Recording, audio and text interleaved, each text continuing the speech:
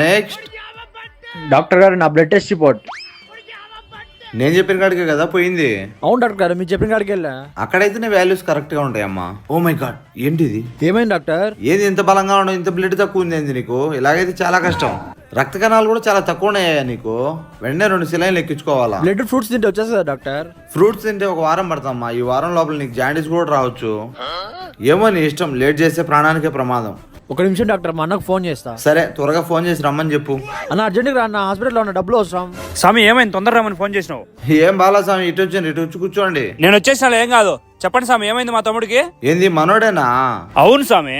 మరొక్క మాట కూడా చెప్పలేదు కదయ్యా నువ్వు. ఏం కాలేదులే స్వామి, చిన్న వైరల్ ఫీవర్ అంతే.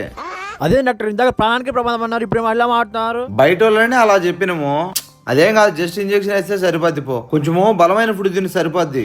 అయితే నా ప్రాణానికి ఏం ప్రమాదం లేదు కదా డాక్టర్?